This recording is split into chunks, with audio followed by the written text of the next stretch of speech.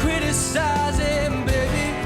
Oh, I want you to know I'll sit back and watch you do your thing.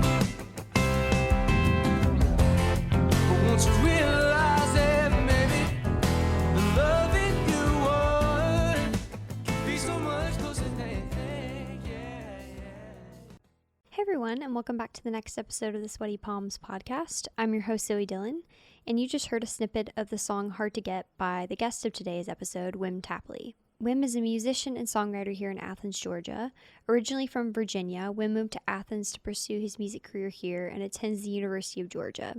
You can find him on Spotify, Apple Music, YouTube, and follow him on his Instagram at Wim Tapley. He's also got a website, it's wimtapley.com. And I just wanted to thank you so much for coming on today's episode, Wim. Hey, how's it going? Pretty good. What's the craziest thing that happened to you today? Or the most boring? I feel like that might be easier. Man, I stayed up till like 4 last night. Oh my God, and why? then like barely got back to my room. Yeah, I've been seeing someone, so I was like, yeah. But yeah, just like spent most of my afternoon with her, and then skipped to class.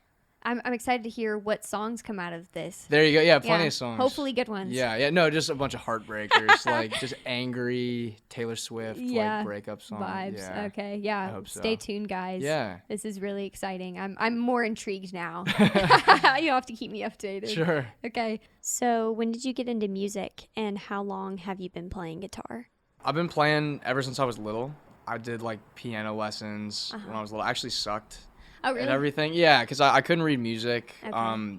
I would just kind of go home instead of practice stuff, like just write my own little things. And then like I was bouncing around a lot of different instruments. I got bored on everything. And so I was playing the drums in middle school, played more guitar and stuff. My brother had a guitar sitting around that I picked up. Oh, nice. And then bass, and then really everything kind of came together when I started producing. Okay. And it was like combining. I was like, man, I want to do this Tame Impala kind of thing where I'm playing everything. And nice. Yeah, so I haven't had a drum set in a minute. Like, I can't wait to have like a drum set and a full like, weighted piano, all that again. But that'd be really cool. Yeah, cramming plenty of guitars in the dorm in the meantime, to my roommate's dismay. Okay, do you like your roommate? Love him. Oh, yeah, he's awesome. Wow, wait, did you guys know each other before? No. Okay.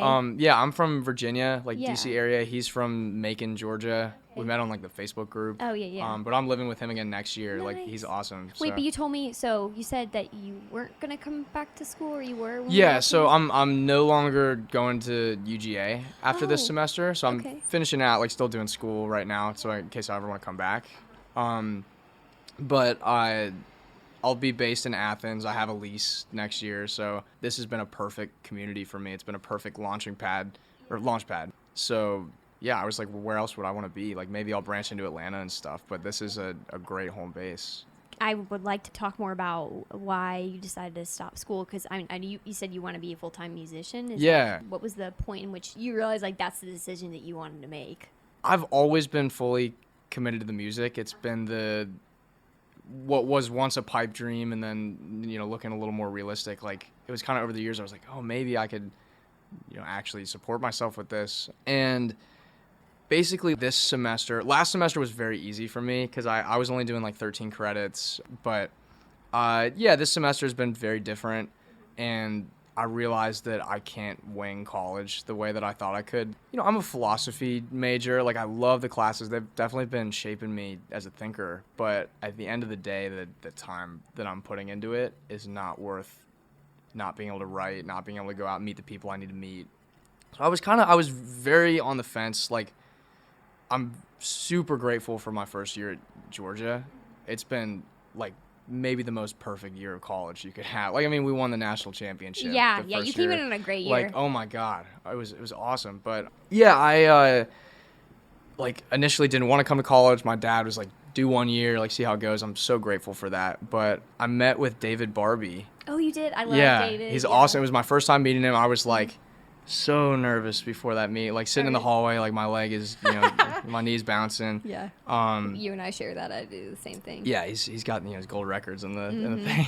And I was on the you know, I was calling my mom all the time. I just called her before this, and she told me it was like the day before that meeting. She was like, "It seems like every time I talk to you, you're just looking for justification to leave school." And I was like, you know, I haven't thought explicitly like I need to drop out, but I was like, yeah, that's kind of where I'm looking. And so I walked into Barbie's office fully expecting him to be like, "Oh, you know, like finish your degree, you can do whatever you want after school," like, which is a great plan for most people.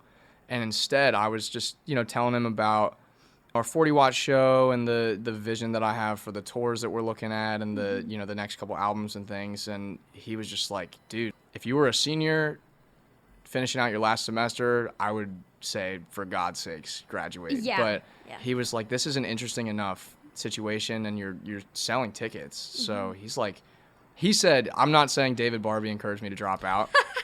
He said, give it a year. And he's like, you know, your exams end. That's day one. Book a gig the next day.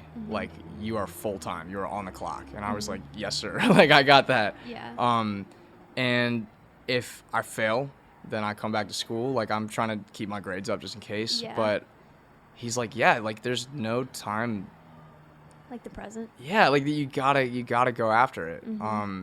And you know, the biggest thing that I'm sacrificing, other than like the feeling of security, which it's fake in a lot of ways in school because you feel like a degree is gonna guarantee you something. It doesn't. But yeah, and my roommate was like, you know, you feel like you're going the right path with getting a degree, but it's like, it's a philosophy degree, man. Like, and you're gonna do music after you get the philosophy degree. So, and I love the philosophy department. I don't mean to be dissing them, but it's like it's like you're equally unprepared for all the jobs. Yeah. And so I was like, yeah, like this is not really the more secure path because I have, you know, it's not gonna be an effort problem. Like I'm gonna be working as hard as I possibly can. So it's just, you know, whether or not I get that kind of like preparation meets opportunity where, you know, it's a lot of luck. I can be as prepared as I want, but it's just like whether or not I hit that tour right or, you know, make music that connects with people the right way or not necessarily the right way, but yeah, I gotta go for it. Like, might as well.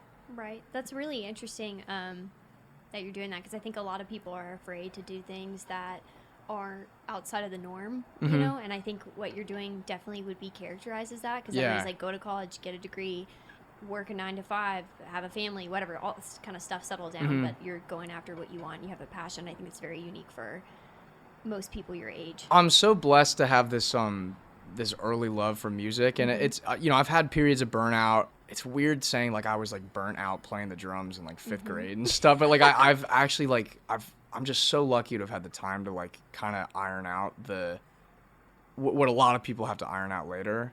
And I grew up in a house. My mom, she was, you know, stay-at-home mom, lucky enough to not have to work, but she kind of had this period of her life where she started working with horses, and she realized it was like almost her divine following, going after what it was started as just like, you know, cool riding lessons for Christmas, and she was way more interested in like the rehabilitation and everything. So she, in a way, kind of ruined her whole life going after horse rescue. And she founded this nonprofit, like knew nothing about what she was doing, and is living into this. Yeah, just watching her like go after her thing uncompromisingly. You know, I looked at that and I realized like that whatever streak that is, that's like running through her, like that is me, and I can't help but do that. I have a horse tattoo for my mom, and it's more about the mission to just put everything aside, like any sacrifice that needs to be made for what I feel like is a way that I could love people well and push this movement of beauty and acceptance and just fun for people. I'm like, I gotta do it. Like, I gotta go after that. That's gonna serve me and my community better than if I had got an office job and did music on the side or something. You sound like a philosophy major too. So are you like full Georgia bloodline? Like, so my dad went here, my mom went here, and my older sister went here, but I don't think we necessarily have a connection to here at all. Like, my dad lives in Europe right now. Cool. I have a lot of family in Europe.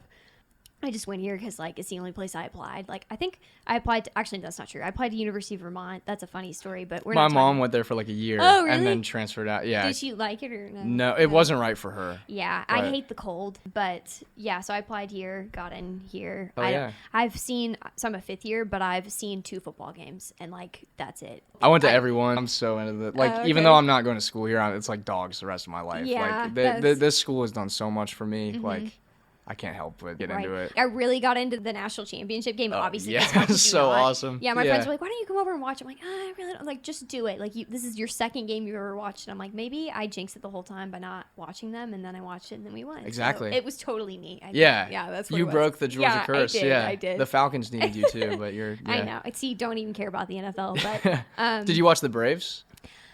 no. Oh, okay. So maybe it's a little causation, not correlation. Correlation, not causation. Yeah, I should have, but we won that. Yeah, Okay. I saw like the Snapchat stories for everybody in the street looked insane. Nuts. But I forgot what we were talking about before that. Your mom and that tattoo and like why you're taking the year off.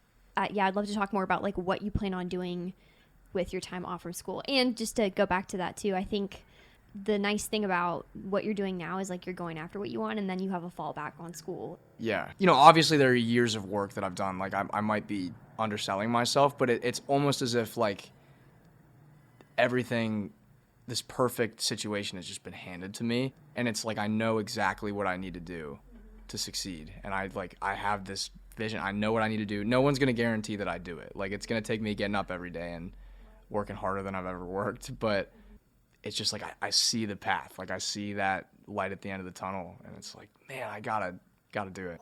I think it's cool that you not only like make your own music, you're a singer-songwriter, but you produce it too. Like having a hand in that, I think is really cool. I'd love to hear how you got into that, how you started producing your own stuff, and then the process behind like what you do specifically when you're in the studio. So I've never really wanted to be specialized. Like there are a lot of people that I have the utmost respect for that are like a bassist through and through, and they're just great at bass, and their whole love and focus is the bass, and they crush it. But I just get sidetracked. Like I always, get a little burnt out on something or want to move around, and so like having multiple instruments to express myself on is just a huge part of my process.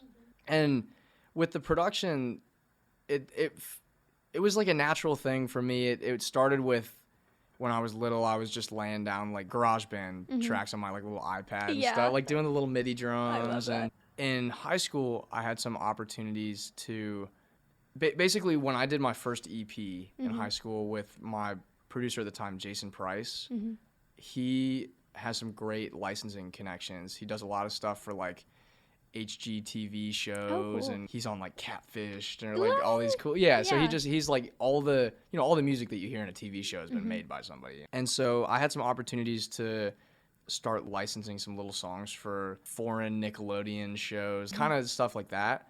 And he was so nice. Like he took me under his wing, and he was like, I feel like you have the ear for producing and audio engineering. And so he let me come into his studio for free, and we were writing these little surf rock tracks and stuff to throw out to Nickelodeon. And through working on the EP, I lost that like fear surrounding production, because I used to be such a big perfectionist. I had to get that perfect sound, that perfect like no white noise in the back. No, it was a lot of like, when you're using shitty gear and you don't realize that it's as shitty as it is when you're at like 14 and you're just killing yourself for having a shitty sounding thing. It's like, it's tricky. But when I got in the driver's seat, I finally feel like I kind of beat that learning curve.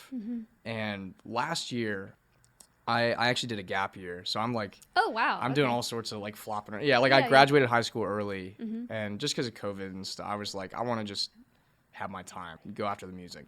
And so every single day I was in my studio in my bedroom. I actually took my bed out of my room, and like it was awesome. Yeah, I put a couch in there, and we called it like the lounge as a joke, because it was this kind of like legal looking like leather couch and stuff. And every day I was in the lounge just working on my stuff. Ken Lasso produced my album, and he was a huge production influence on me. I kind of like produced within the same style as him. And then I would say my biggest production influences are Dave Cobb, who does, Jason Isbell, Chris Stapleton, tracks everything live, Sturgill Simpson. Like, he's the new Americana sound kind of guy. And he's a Atlanta guy, I think. So he was a big reason why I came to Athens. And Athens is magical. He's one of my biggest reasons why I'm here. And I was talking to my friend Nathan, who is doing some kind of tour manager stuff for me. And he's like, oh yeah, like I cut a record with him when I was like 19, like when I was your age, like we were both doing. So I'm like, I've already met someone who knew Dave Cobb, and it's just, Athens is awesome. I mentioned that before, like in the Underground Springhouse interview, but like if you know one person in this town, you essentially know everybody. It's so connected. Unreal, because it's a small pond with like really long roots to other, like whether it's Atlanta or just like the whole southeast kind of circuit. It's a magical place. Like, I keep saying magical. I feel like I'm being, I don't even know what I'm being, but no, you're fine. Yeah, it's like I'm in love with Athens. Like, obviously I want to be here. I want to be making music here, collaborating with people here, with the hope that I don't get stuck here per se, because it is a little bit of a trap. It's easy to be a big fish here, and now that I've kind of worked my way up the food chain a little bit, I'm really concerned with bringing back that national recognition to Athens and maybe growing the pond. Like, I don't want to kill the charm of it, but I want, like, I didn't know about, it's weird to think about like not being a Georgia person, and like people worship the UGA-ness, and I didn't even know about the music scene or anything. Like, it was the last school I applied to. Like, I ended up here so randomly, and I'm like, this is the perfect launch pad for me. I want people like me to be attracted to the city and make it better and keep that thing alive. It's awesome. You said that UJ was the last place you applied to. Like, what made you want to apply here? And then, if you didn't know that much about the music scene, you're here now. So yeah, I'd love to talk about what was the final decision that made you want to stay here? Yeah, so it was another one of those like serendipitous things. I was not interested in college. And so I was like, okay, if I'm going to go to college, I'll do something with music. So I was looking at like Berklee School of Music. And then I was also just like, you know what? Like I got some, I worked hard in high school. Might as well aim high. Like I'm all about shooting for stuff, like punching above my weight. So I was applying to Ivies and, the Ivies of the South and all that stuff. And we were at dinner one night and my brother's like, hey man, like you should apply to somewhere else, like just in case you might not get in to any of these places. Yeah. And I was like, yeah, like shit. So we looked at this chart, and it's so dumb. It feels so shallow, but like I'm so grateful for this. It was like on the x-axis it's partying, and then the y-axis was like academics. Yeah. And there was this beautiful little G in the top right corner, like the best spot it could be. And I was like, what's that? Like, I literally didn't know. Yeah. I was like, what's that? He's like, oh, he goes to South Carolina. He's like, I hate them, but like, you should definitely go there. Like, it's awesome. And I was like, oh, shoot. Okay. And I looked at the application, super easy. So that night I just threw it out. Yeah. And I was, also like learning a lot about the way, like naturally my music taste was kind of gearing towards that, like Sturgill Simpson, Tyler Childers, like I love him. The Southeast, that Southeast sound. And what ended up happening is I got rejected from everywhere except for UGA, Berklee School of Music, and Virginia Tech, which I didn't want to go to. Okay. And so it's like music school or Big Southern football, college, and before I got rejected, like I still the big dream was there was like a Harvard Berklee dual program, and so I wanted to like go be a brainiac, and got rejected from everywhere. But before that, I had been reading a lot about UGA, and someone was like, "Oh, REM's from there." Like that's what everyone knows, and so I was like reading about the music scene, and I was like, "Man, like they've had a lot of the B-52s, drive-by truckers, so many people coming out of the city, and it seems like it's this like organic thing." But it's also like there's a mission in it, because it's been pretty nationally dormant for maybe 2 decades or so. You have great touring bands, like you talk to the Underground Springhouse guys, like they're awesome. But I'm like I want to be the guy or the band, or like the start the movement to like I'm like, I want to jump in and shake it up and reinvigorate this town and get the country, maybe the world, like knowing about the music that's happening in Athens. Yeah, I've never craved fame. Obviously, like I would love to, I love a reaction to my music. Like I don't like to create in a vacuum, but getting to kind of deflect that fame onto the city that I love would be, I think that's the only way I could like cope with it. Like if I could just say like, this isn't on me, like just look at Athens, like look at what's happening there. This is like they brought me up, they welcomed me, look at what's happening there. And I think that's how I could get through it. If that happened, you know, I'm just trying to write and work right now. Like that's, but I'm what I was saying, like I'm punching above my weight, and I'm not afraid to think too big, because if you don't think about doing something, you're never gonna do it. So you might as well like think about the cool stuff and try to go for it. Just listening to you talk, it seems like you're a very driven person. Like, you've gone after everything you've wanted, and then you continue to do so, and you're so passionate about it that you're going to stop school, which I think is really nice to hear. And I think it's nice because you're doing things that are scary, but you know how you grow is when you get out of your comfort zone. Yeah, it's definitely it's definitely outside of my comfort zone in a lot of ways, but you know, something, I think it was what's the book? It's like The Subtle Art of Not Giving a Fuck or something. Yeah, I love that book, yeah. My dad, I actually haven't read it, but my dad was telling me all about it, and it's like, my mom read it too. Yeah. You know, everybody is going to have problems. Like, I am going to be working through stressful things the rest of my life, and I'm shooting to have problems that I've dreamed of having. And like, one of those problems was like, oh my God, my band is picking up traction. I don't have enough time to like really dive in. Like, I think that we're going hard enough now that I might have to figure out leaving school. And that was like, I mean, I was pulling hairs out, like trying to figure that out. But that's like a problem that I dreamed of having when I was little. Or it's like, you know, oh my gosh, the van breaks down on tour or something. It's like, I would love to have that problem if it means I'm going on tour. Just growing and growing, and it'll be harder, but it'll be better. Definitely. I want to ask you about, I guess, your creative process. So we can go back to production too. Sure, yeah. Touch on it a little bit, but I've asked this with every artist that I've had on here just because I'm not one myself, so I don't know how this process works. Cool.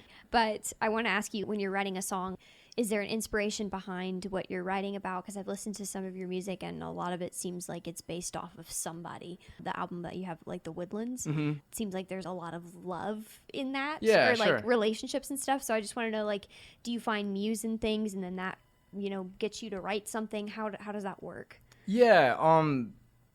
So when I first started writing songs, I was big about the, like, I want to write a song for, you know, I was in like middle school, like this girl at my school, and I want every detail to be particular to her, and so that she listens and she knows exactly who it's about, and like kind of keeping it in that like particular story.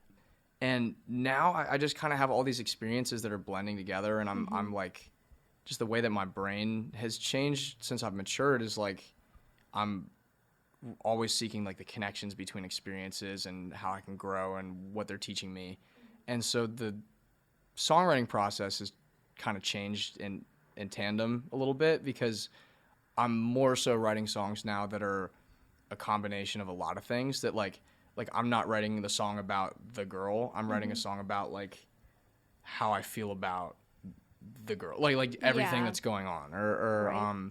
Like, you know, sometimes it's fictional, sometimes like I'm like, I can hyperbolize. I used to be, I have to tell the absolute truth in my songs, and now I realize that desire was coming out of the desire to be authentic, and I think that I can be more wholly authentic if I'm drawing in, you know, things I've read about, things that are shaping the way that I think, rather than just experience. Because experience is like a beautiful teacher, but it's just a part of the teaching process. And there's so many other things. My conversation with my mom that I just had, or I want to hear about that. oh yeah, no, it was good. Okay. But Details, Wim, details. yeah, no, we were talking about how I smoke too much. Okay. Yeah. And what did she say? She's like, stop. Yeah, I literally had the same weird serendipitous. I had the same conversation with my mom last night. So. Good, yeah. No, don't get addicted to things, but yeah, hard. yeah, it's fun, but it's like short-term fun. That's when, that's when the trouble starts. Yeah, but yeah, like I'm writing songs that are like it's just kind of piecing together a lot of different things now, and eventually, like I wrote a song a couple months ago that was very much like a story in that song, and I like it felt cool. It was like a really easy song to write. It felt really good, and it was cool because it kind of felt like I was returning to that. So I still definitely do that. Like it's basically, for me, lyrics are a little bit like pulling teeth. Like I don't write because I love to write. I write because I have to. Like I have to process my life through the lens of music, but like it hurts to write some of the things. Like it's just like it's like writing a paper. Like I'm not, obviously I like writing songs better than papers, but it's just like God. You sit there and you're like, God damn it, and you're pulling your hair out and you're like, I have nothing, and it's like basically at this point anything that could possibly inspire me, I'm gonna go after, because it's. Like a lot of good mentors I've had, they've told me you should not be waiting for inspiration to strike. Just write, like sit for 20 minutes and let your brain fall from that like closed mindset where you're figuring out like logistical information, that more like calculated brain set that's really great at shutting down the songwriting process, because you say, oh, that's stupid, or oh, I don't need to write about that, or like, oh, that's not going to connect with someone. And you just have to sit and like kind of get when that like loopy free mindset, and then it's like whatever I could draw from, I'm gonna go after. So I'm not like, a lot of people are really good at like writing a lot of songs, and then they like pick parts of songs and they kind of combine them and shape them, and like I don't write that many songs, but when I write one, it's like a fully cohesive thing. Like I feel good about every song that I write, because I couldn't sit and write something that I feel like isn't my best work. Whereas, Paul McCartney wrote thousands of songs, and it's so hard for me that I'm like, I don't know how you could do that. I have to feel like this is a final piece of work. I feel like it's a muscle that you have to like train. So absolutely, part of that's just me being lazy. So, but when I have all the time, I was about to say, like you're about to have a lot more time. Yeah, Hopefully. I think it's really interesting that you mention the creative process in that way, because I think for me personally, so I got into writing a lot. I love writing. I do it all the time. Not lyrics, just stories. I love to tell stories, I think, in any possible way, and I write them down. And I think it was really interesting that you brought up the part where like it doesn't necessarily have to be true what you're writing about. You don't have to write it on a specific person. And I think it's really beautiful where you can just kind of come up with random shit just off the top of your head. But you should just try like sitting down and just writing down weird shit. You know what I mean? And see what happens. Yeah, I love that. I love it. I don't know. Yeah, that's like a huge, like a big part of the process of kind of like leveling up as an artist is just building a really, really, not necessarily cohesive. Like you can be all out there and have lots of stuff going on, but just something that's like a really authentic and all-encompassing vision, at least all-encompassing for your brand. And so like I was just sitting and like looking through Pinterest and stuff, like when I'm figuring out, it's like, your image, your sound, the way that you interact with people, like there are all these different aspects, and it's like, it's kind of like get weird, like think about everything that you've ever loved, and I've had these experiences where it took me a while to realize that like the fixtures of my childhood and things, like even though I feel like they're so shared given our social media access and just like shared experience of our generation, everyone watching iCarly and doing like all that stuff, but I'm like, what I feel like was mundane maybe might be a super huge part of like my upbringing, and so or something that's unique from someone else, or that draws someone else closer because they've also experienced it. So I just like, I had this kind of epitome where I was like, man, like I have this world to share. Like I have it's you're almost like world building as a musician. And what I feel like is just like whatever, that's my life. It's like I need to be sharing everything. I need to be putting all that like just imagery. I love the idea of like, you know, people who make like cool collages and just like all the random like pop culture shit. It's awesome, and it's an integral part of a brand or an image. And it's cool to share. Like it feels good because it's like just stuff that I love. Mm-hmm. Why not show that to people? And you won't know if you think something's dumb or that it's maybe not a shared experience. You don't know how many people you're reaching. I think the beauty of music is putting it out there and then you realizing all these other people feel exactly the way you feel. Like I love turning on a song or like finding a new song and be like, wow, I didn't even know that I felt that, but I do. Yeah. And that's just, yeah, I mean, amazing. I think I even talked about that with Bailey, or like Bailey brought that up on the podcast with her. But I'd love to talk more about your experience performing here. So I know, like you mentioned, did you ever perform when you were in Virginia? Like, because I don't know the music scene there. I don't know if there really is that big of one. And then can you compare that to here? Yeah. To Athens? Absolutely. So I was growing up in a Virginia suburb, so Mm-hmm. I was 45 minutes outside of DC. It's like when people say they're from Atlanta, but they're not actually. Yeah, like Marietta. I'm from DC in quotes. Okay. But yeah, that's my city. Like go Yeah. Nats, all that. But yeah, it was heavy on like breweries, wineries. Like that was kind of like the entertainment industry in Northern Virginia. And so I was doing a lot of like bar gigs, breweries, winery. Like I played weird. Like I did like a yoga class one time. I did like just all sort. Like anytime someone would hire me, I was like, Yeah. And I started getting paid freshman year of high school. Mm-hmm. Like that's when I got my first like bar gig that summer or something. And then just kept building. Like it was very slow because there isn't really a music scene where I'm from. Mm-hmm. Obviously there are people making music everywhere, and like I had some wonderful collaborators in Virginia that I'm kind of like trying to drag to Georgia because I'm like, man, like you got to check it out. Like some of my best friends, I'm like, I've convinced one of my good friends to move here. And I'm really? so excited. Wait, like, how did you do that? Oh, I would just beg him. Like every single time something good would happen to me, I would text him and I would just be like, hey, I just met so-and-so, or I just Yeah. did, like, come to Georgia. Wait, so what do you, like, why do you want him here? Like, what is he, what would he, I'm not good for? That's the worst thing to say. Sure, yeah, what is Yeah, he good? What is he yeah. going to do for me? Yeah, No, like how do y'all connect? What makes you want him to be here with you? So I realized, like, I'm going to go around this real quick and then I'll answer it. Oh, yeah, go ahead. But, you know, I got to the point where I was finally achieving, like, kind of financial success with the music. I was playing 4 nights a week most of the time, like, bar gigs in Arlington, driving to the city. Like, it was awesome. And just, I felt like I was grinding. Like, I just knew I was working hard. And sometimes it's not about how hard you work, it's about what you're directing it towards. And I realized, like, coming here, everything has felt so natural.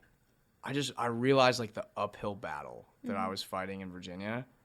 And I was like, this wasn't necessarily an effort problem. Like, it was just, like, there's Lack of not the opportunity. reception. Yeah, there's not the reception to music as strongly there as it is here.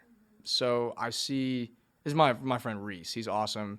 You know, he started a band. He goes to James Madison University in Virginia, and he started his band in Harrisonburg. And, you know, they're kind of doing their thing, but I'm like, God damn, man, like you're fighting the same good fight as me, like, and he gets it too, because he's trying to get the hell out. He's always wanted to go to Atlanta or something, and so I'm like, dude, like I've fully realized, like, sometimes it's just a locational thing. Like sometimes you just got to go somewhere else and get involved in that scene. So I was just, you know, I would meet a guitarist that I was a huge fan of and just text Reese and be like, hey, like, just met Daniel Donato, like, Yeah. come, you know.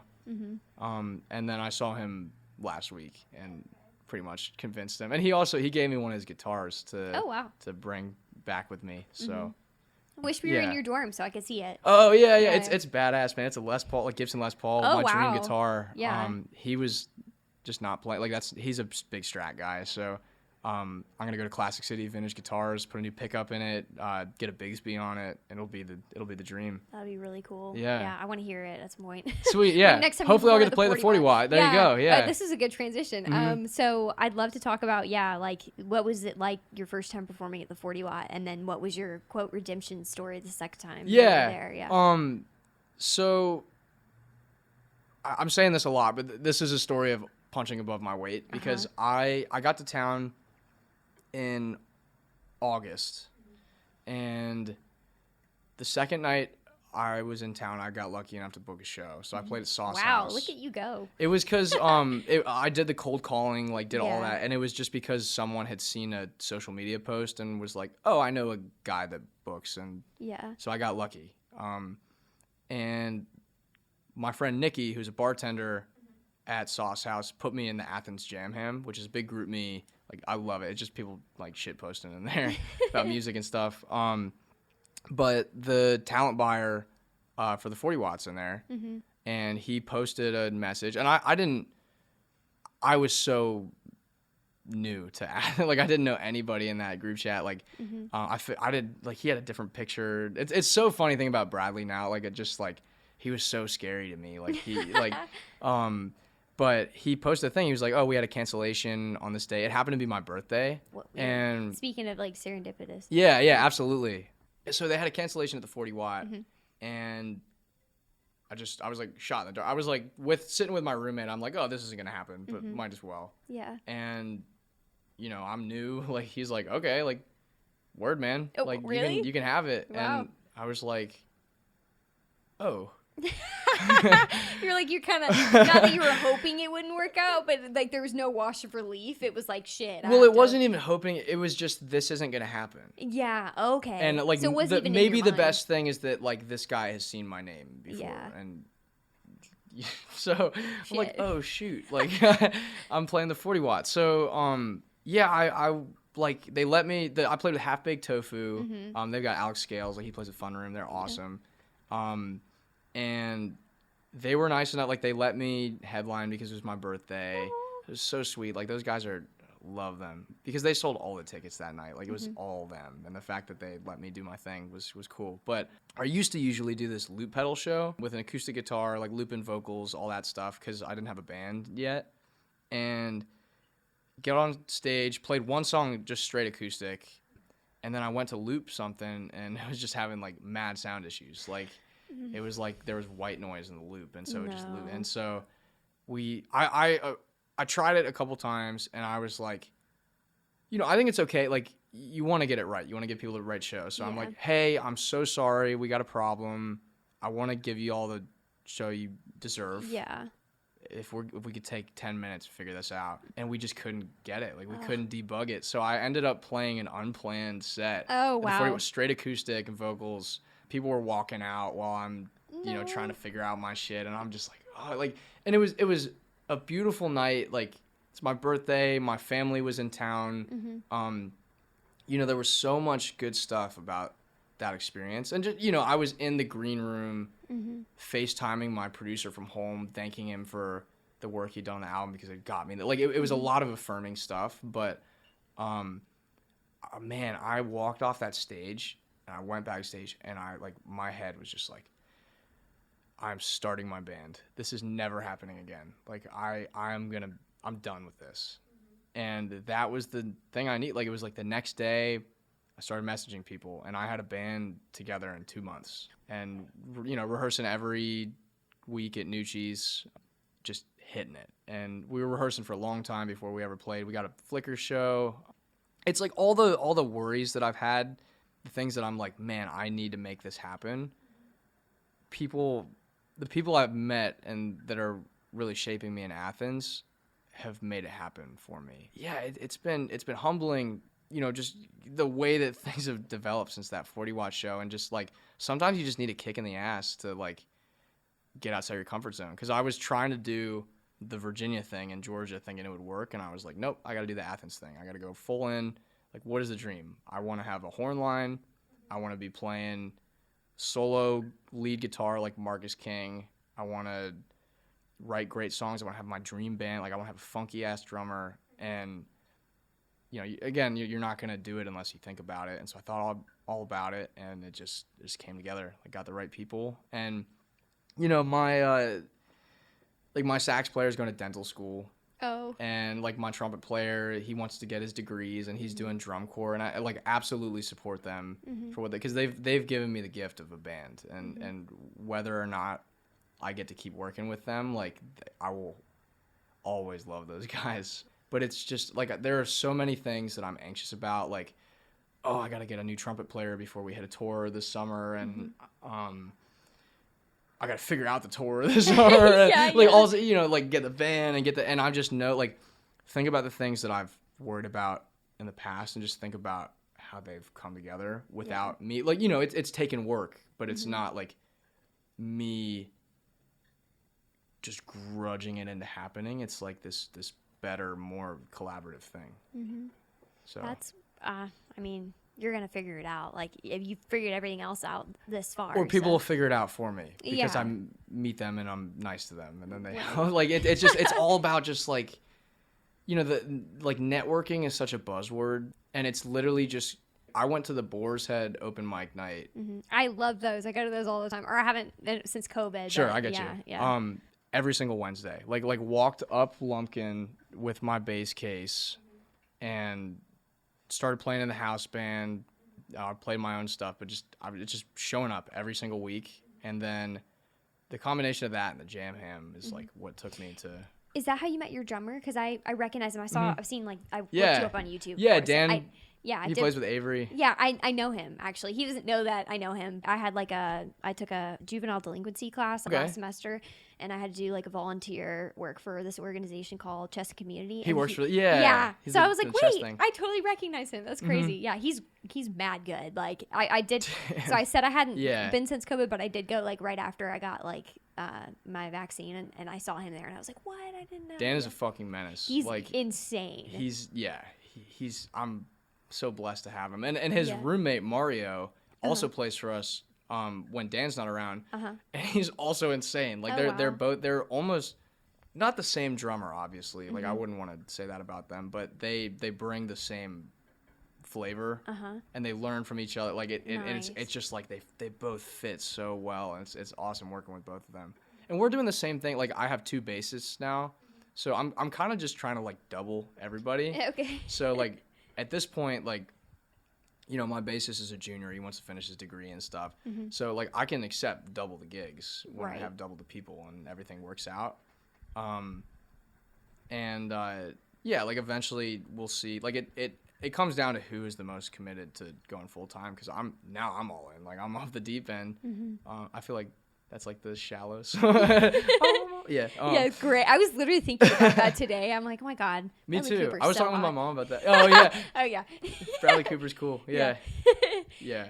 I want to hear about your 40-watt performance the second time because I couldn't be there. Sure. But my friend worked that night, and she worked both of your shows, and she was like, he sounded great. He's got a full band. It's awesome. So yeah, can you tell me about what that was like, and the crowd and everything, and how it felt? How it felt the first time versus the second time? Really bring me to that, where you were in that moment. Man. Paint me a picture. Yeah, there's just nothing like that show for me. I've had some fun times, and it made the first one so worth it. The first one, it was overall a good experience, but mostly a kick in the ass, a teaching moment. And this was the most affirming thing I've ever done. It was I actually had a moment where we headline after the Asymptomatics, and they're great. I fucking love that band. They're awesome. And I kind of peeked my head out, and I'm like, man, I don't know any of these people. I had this fear that I was like, oh shoot, I think they sold most of the tickets, and we're headlining, and this is so awkward because it's the Asymps crowd, they're all gonna leave, and I just kind of had this and then I walked out, and everyone was there still. It was just a holy shit. I couldn't believe it. I've had years of experience playing gigs, but experience the playing in the corner of the bar under a TV. People are and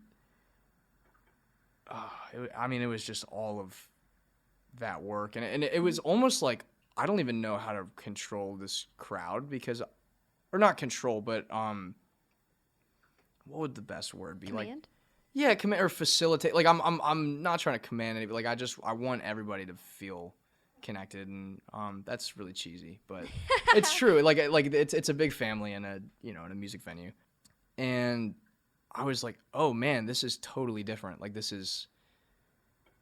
just a whole new beast when there are 150 people in the room versus a couple looking, like maybe paying attention to you. So yeah, it was like it was outside of my comfort zone for sure, because I was like, man, this is brand new, but this is the coolest thing I've ever done. And yeah, it was just surreal. Like seeing the reception to my band was fucking great. Like, cause I love those guys. I'm like their biggest fan. And when Craig hits a sax solo and everybody's like, Craig, and they're not looking at me, it's Craig's. Yeah. I'm just like, yes, like it's like, oh, it's awesome. It's so cool. And yeah, just I think the whole band felt it that night. I think everybody was like, that was a big, like, oh shit, like this is serious. Like this is not, we played a really fun show at Flickr a couple weeks before. We got like 45 people in the room. That's good. Which feels like a big crowd in Flickr. Like that's a great little venue. But this was the gig. Like it was, I mean, I'm always gonna love the 40 Watt. Like I'm trying to play there again this spring, summer, like whenever they'll have me. I will work. I swear. I'm gonna okay, cool. Yeah, awesome. I can even sell your merch. I'm like the merch person. Love it. Okay, I think I met. What was your friend's name? Ariana. Yeah, totally. I think she was running merch. Okay, my nice. show. She's got curly black hair. Yeah. Oh no, she didn't have curly blonde hair. I feel bad. Black hair. She might have black hair. What does she look like? Describe her to me. I think she had curly hair. Curly hair. That could have been Olivia. That could have been. I'm trying to think. Who else has curly hair? I don't know. Yeah, I'm sorry. So many names. I feel I truly love everybody that works. like the bartenders are awesome. Like I'm. People don't realize how many people are behind the scenes, and like the 40 Watt crowd is awesome. Like your door people, like everybody's awesome. Like I love them too. I met the guy actually. So standing outside of that show, I met. Like it was like in the middle of the afternoon. I was early, so I was locked out of the venue. Like I've been there too. Yeah, and I met the guy that like fills the earplug. Like gumball machine. Okay, I don't know if I've met him. Yeah, so it's just like there's so many moving pieces that you wouldn't even think of, and it's like it's all about honoring what they're doing. Like it's we're all working together, so I got to give my all for them. The gumball machine guy, who's interesting because he likes when they book metal bands. Oh, okay. Because he's like, oh, everybody has to. The opposite, yeah. I want to work the door. He sells a lot of earplugs. Yeah, I'm like, I'm not being in that venue. Or to show at the 40 Watt, like I think I'm not even gonna say when it was because that might give it away. But it was metal, and I was like, I cannot. Yeah, I gotta go outside. Yeah. My head is thumping. Yeah, exactly. Yeah. It's I mean I appreciate and love all music, but being in a venue where it's being played is a different beast sometimes. Absolutely. Yeah. As opposed to like, you can turn the sound down on your phone. You can't do that in a venue. Nope. You told me that you've got a new single coming out this spring. Yeah. And you're also working on a new album. So would you like to go into that? Yeah, it's been a little frustrating. Just trying to I had the lounge last year, the full studio, and then I'm trying to produce in a dorm room now. So I think it's really gonna take getting to the summer and then grinding. But yeah, I got this single on the way that I'm so excited about. Just got some pedal steel laid down on it, which is another horns were a huge dream. I was like, oh, I really want a badass horn line, and it was the instrument for me or the section for me. And pedal steel is the same, so I got that track back. I was like Kid on Christmas, and it just made it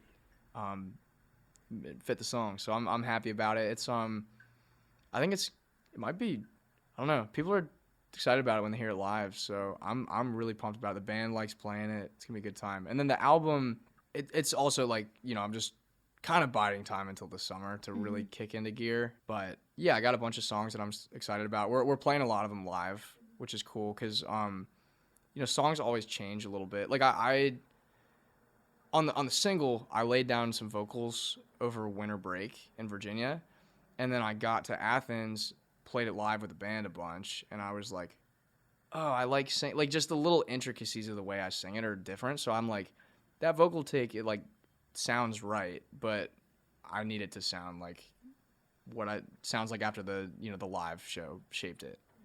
So it's been nice, like, even though I'm always in like such a rush, because everything they talk about with the algorithms and everything is like consistent releases, and I keep like fumbling over my own traction and stuff, and like releasing something, sitting for a while, and then releasing something. But the good news about that is that I'm playing with my band, which is they're my favorite people to play music with. They're shaping the songwriting process in a way. Like the songs are written, but they're changing. Like the editing has been really cool because of the live shows. Mm-hmm. Can't wait to get in the studio though, like track some horns and stuff, and then just do it right. I remember you mentioning, like, as a perfectionist, at what point, like, do you realize when, like, this is as good as I want it to sound, or this is where I want it to be? Like, when is that hard as a perfectionist, and when does that moment come for you? Yeah, I've kind of had to shed a lot of my perfectionism, but I don't know, it just goes until I'll listen to, before I release a song, I probably listen to it honestly like 200 times. Like I listen to my shit like I'll be in the car and just like, I'm not really listening to my like already released stuff a lot, but like drive the car, put on the demo, like just always, and there's always like little things that I'll change or add or whatever, and it's done when I don't want to change anything. Gotcha. Yeah, that's really cool. For me at least, like I can listen to something over and over again, but I have to stop and like go the next day. Like I need a fresh pair of ears or whatever. That's good. With mixing, it's different because you need to keep your ears fresh. I really want to get in a studio at some point just to see how that process is. Yeah, come hang. I have no idea. I would love to. Yeah. Like I just think it'd be really cool, and I feel like I'd learn more about what I'm talking about and like the right things to ask people. Yeah. But I just think that's so cool, and I love music. Like I play guitar. No, whatever capacity you're doing it in, like you're never wasting time picking up a guitar, even if you're just like. In middle school, I was banging out Sweet Home Alabama. Oh, my God. Like, it's so slow. Like, just, like, irking everybody in my family. Uh-huh. But it's, like, it's not a waste of time. Like, even if I'm sucking, like, it's cool. Like, it's good. You'll have to teach me, like, pointers and, like, how to get better and, like, easier, like, not hacks, but, like, better ways to play guitar and how to play with a pick. I just struggle with my hands. I can't. Okay. I mostly do, like, finger picking. And For a long time, I didn't play with a pick. And then I find, like, I'm trying to do this like hybrid chicken picking kind of thing now where I'm doing both, but it's been like I met this guy Daniel Donato a couple weeks ago who was like I was following him a lot in high school. Like he's like this really awesome country guitarist, and I saw him at Nowhere Bar and I was like, man. And since that night, like I'll play my guitar, I'll be hitting jams and stuff, and I have all these new ideas in my head that I can't play because my technique isn't good enough. And so I'm like, I feel like I'm like the worst guitarist that I've been in a while. Like I'm like the most not insecure, but just I can see the room for growth much more clearly than I have. Like, when I'm playing at the 40 watt and stuff, I'm playing stuff that I feel like sounds good. And then, but it's like comfortable. It's just like my playing. And then now I'm shooting for above my playing and making the uncomfortable comfortable. And yeah, a lot of that, like just trying to play things that are too fast or just phrases that feel kind of weird to like loop around, like just almost like tongue twisters when you're trying to speak, like tongue twisters on the neck. But yeah, I'm so excited to have time to practice my guitar because I have not been practicing this year, and I'm like, dude, I'm gonna level up if I like, if I put in the work, I could level up because I know I can hear what I could do. I just can't do it yet. Right. I think it's really hard to balance school and then like a social life, and then I don't imagine how you're doing that with like school, social life, and trying to be, get big. That's just it's just straight. Like I feel like you probably don't have any free time. But yeah, I'll piss time away. Like it's just it's a lot, but it's good. It's all good stuff. Like I wish there's a part of me that's like, man, I would have loved to invest in the philosophy department and stuff. Like just great people, like truly changing the way that I think about my surroundings and my experiences and things. But, you got to go after what you want to do. Like the thing that I'm sacrificing the most is like the college experience. 'Cause there's this kind of like buffer where you can like grow up a little bit and like, you know, be a little bit of a fuck with like, you know, it's 80 bars in Athens. Yeah, like, I know. It's like, come on, Yeah. like you're in college. Like it's, Yeah. and next year there's no, come on, I'm in college. It's like, oh, I'm paying bills. Yeah. Yeah, and I'm not even going to be in my 20s yet. So it's like, it's intimidating, but it's a problem I've dreamed of having. So That's a good way to look at it. I like that a lot. I want to talk about your tour and like getting that off the ground and just, you know, what are your plans for next year? If you could give me like maybe just kind of where you hope things will go, where you want things to go. Yeah, a basic plan and then the end best result that could happen out of it, I guess. yeah.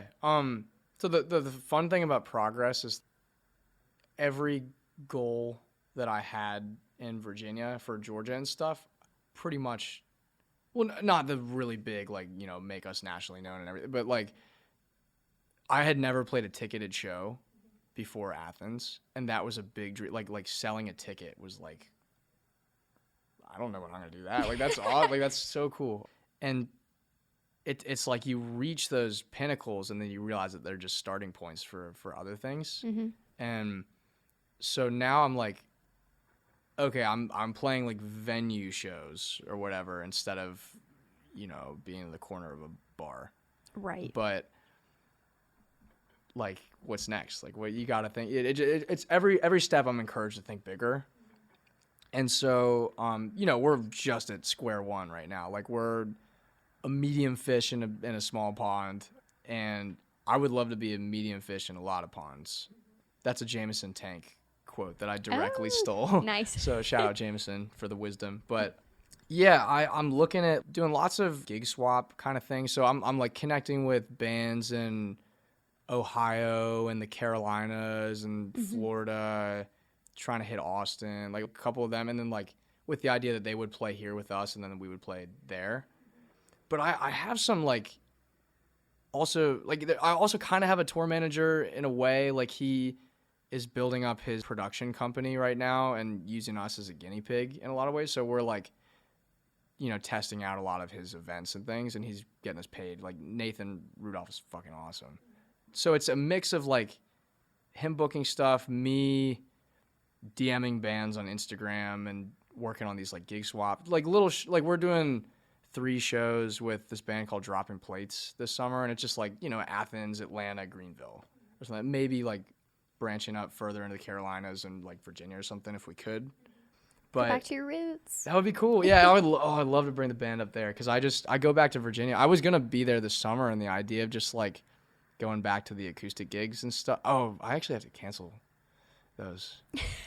I just realized, shoot, it'll be fine. But I was like, I gotta be playing around here. So yeah, I'm just gonna be.